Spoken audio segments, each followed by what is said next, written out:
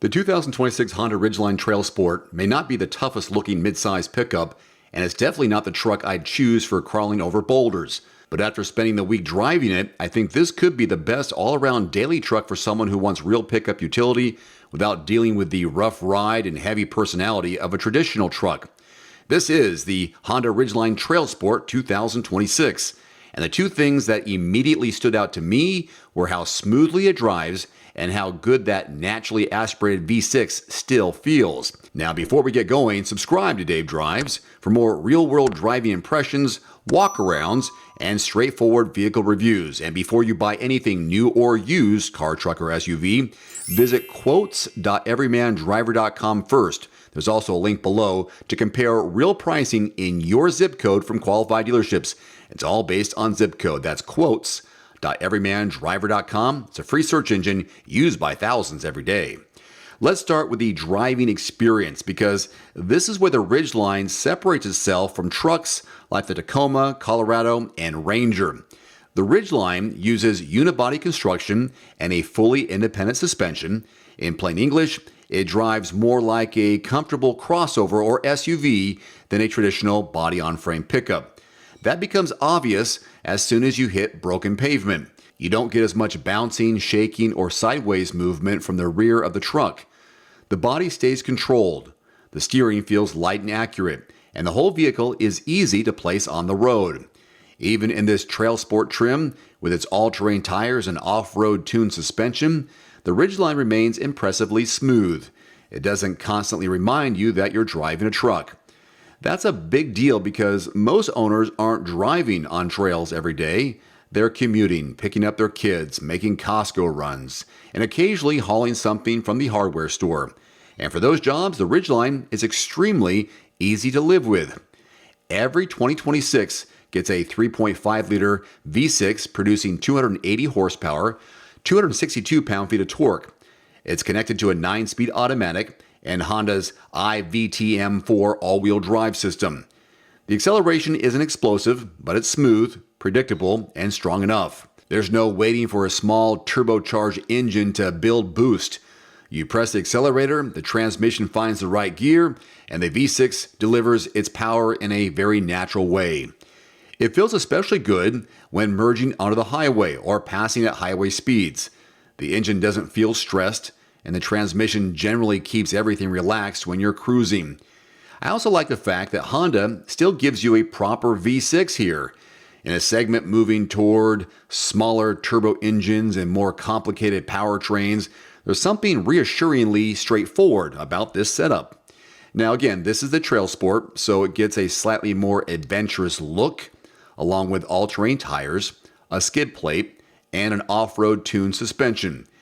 It also includes different exterior details: orange interior stitching, orange ambient lighting, a heated steering wheel, navigation, and front and rear parking sensors. Those features make the TrailSport feel a little more special, and I think it's probably the best looking Ridgeline in the lineup. But let's keep its capability in perspective now. The TrailSport is designed for dirt roads, snow, muddy access roads, campgrounds, and forest service roads. It's not a direct substitute for the Tacoma TRD off-road or the Colorado ZR2 or another truck built for serious technical terrain. It has the same 7.64 inches of ground clearance to be exact, and the same basic approach, breakover, and departure angles as the other Ridgeline trims. The TrailSport equipment helps with traction and protection, but Honda hasn't turned it into a dramatically taller or more extreme truck. Where the Ridgeline becomes unusually clever is behind the cab. The bed is 64 inches long with the tailgate up, and it measures 50 inches between the wheel wells.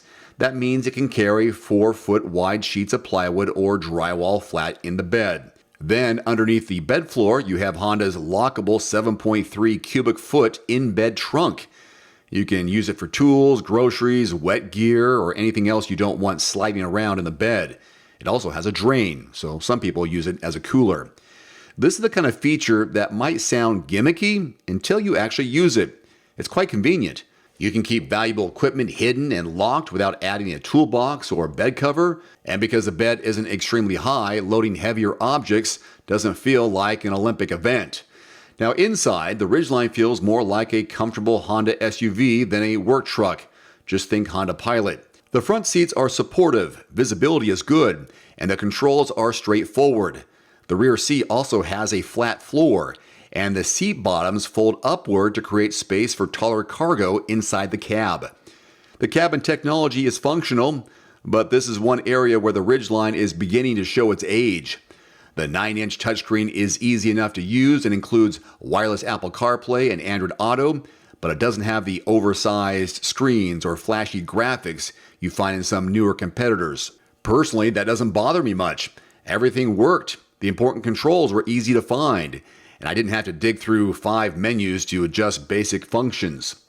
Now the Ridgeline can tow up to 5,000 pounds, and this TrailSport has a payload rating of around 1,500. That's enough for a small boat, a pair of personal watercraft, a utility trailer, or a modest camper, but serious towing buyers may want a more traditional truck with a higher rating. As far as fuel economy, 18 miles per gallon city, 23 highway, mixed driving number is 20. The Sport, RTL, and Black Edition are rated at 21 combined, so the all-terrain tires cost you approximately 1 mile per gallon. The biggest question is whether most buyers really need the TrailSport. It starts at $46,000, which is $2,400 more than the RTL.